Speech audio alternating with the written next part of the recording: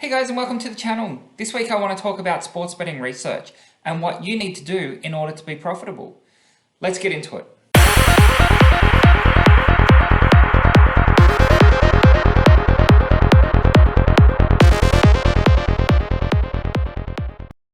So this week I saw a quote which was, "Deconstruction creates knowledge, reconstruction creates value."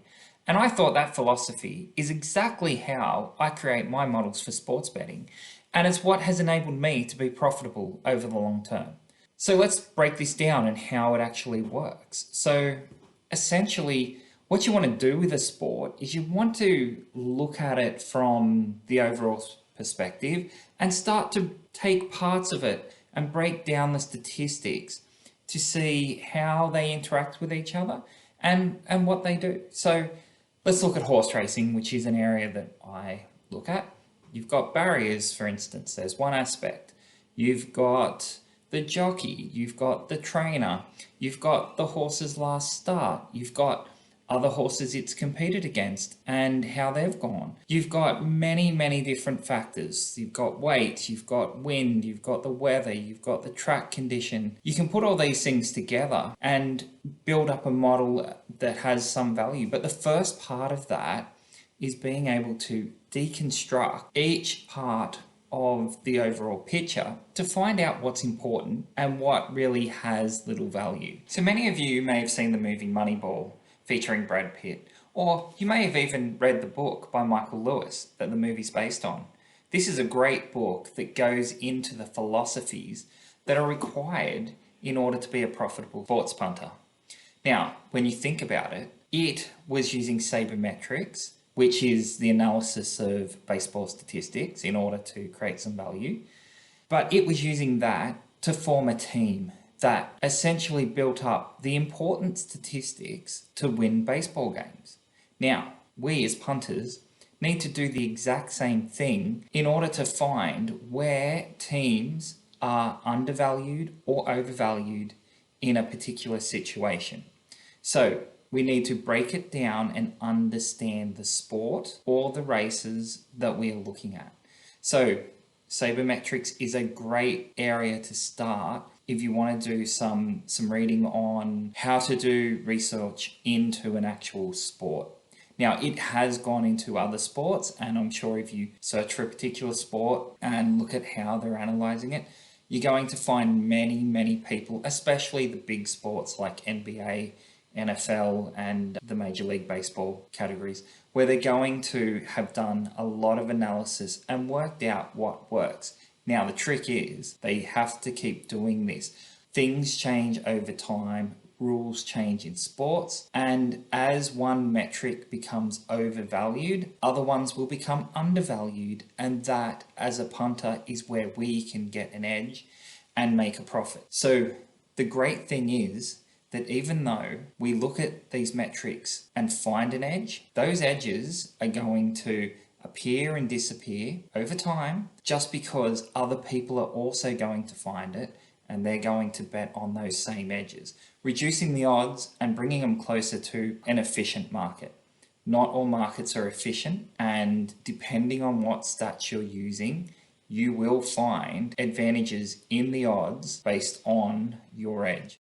So let's get into how we would actually do the deconstruction to gain our knowledge and then do the reconstruction to create some value. So I'm going to use horse racing as an example because that is what I do a lot of my sports betting on. So horse racing can be broken down into hundreds of different variables, but for this example I'm going to use two different variables. The first of those being barrier and the second one being weight. So the barrier is where the horse is going to start from, and they can be essentially within 1 to 4, 5 to 8, 9 plus as a bit of a bucketing way where I've grouped those barriers together to give it a label that is a lot easier to understand and process.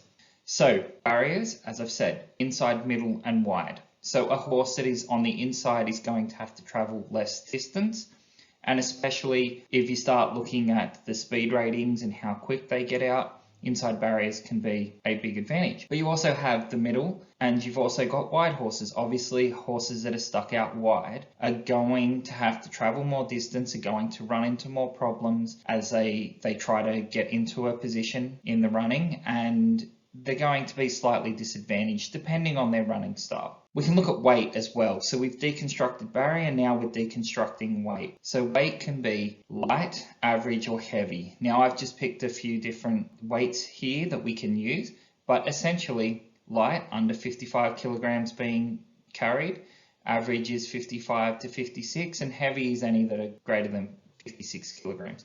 Now obviously this depends on the type of race and whether it's a handicap, a maiden, all those kind of things. But as an example, I've just gone light, average, and heavy. So I've bucketed those up again so that I can get some easier to process features that I would want to put into a machine learning model.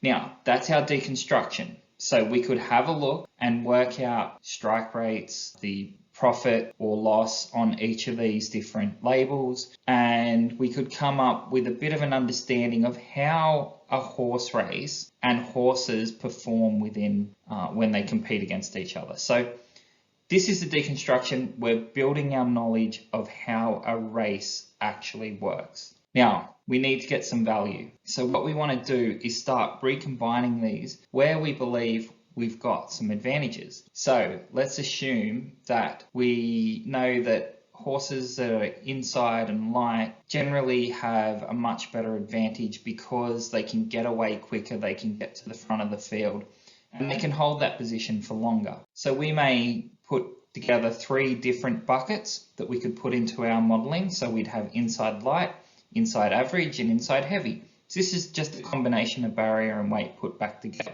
Again, we do this for all of the different combinations that we've come up with for our labels, and this would then allow us to have a look at those different combinations to see if there is any advantage to one of those, as I said with inside light being an example.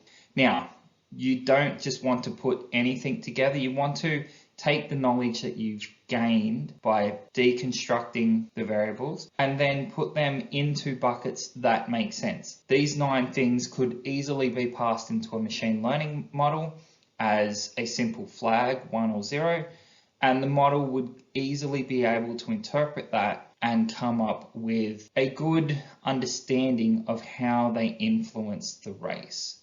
So hopefully this has given you a little bit of an idea of deconstruction and reconstruction and how you would be able to find some value in a race or in your sports betting. So hopefully that gave you a bit of an idea of how to do some deconstruction and reconstruction of variables in a particular sport or a horse race or whatever field or niche that you're into. It will help you to really gain the knowledge of what is important in a particular sport, and it will also allow you to build up features that can go into machine learning models that will actually provide some value. They won't be overfitted.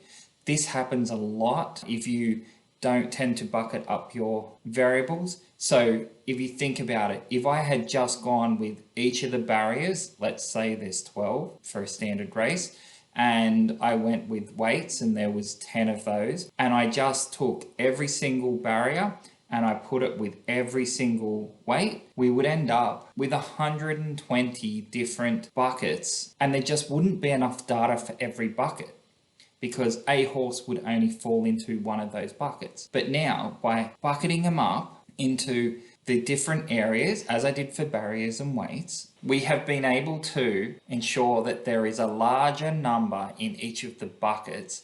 So any particular findings that we find on that bucket that looks like an edge are going to withstand the long-term trends a lot better than had we only had a few selections in each bucket. So hopefully this has given you a bit of an insight into how everything works and how you should be starting your research. This is by no means the full way of looking into sports betting and statistics and building machine learning models, but it's the very, very basic philosophy that you need to start with. So with that, if you guys haven't read Moneyball or seen the movie, I highly recommend it. There's a lot that you can gain out of this book as a sports punter.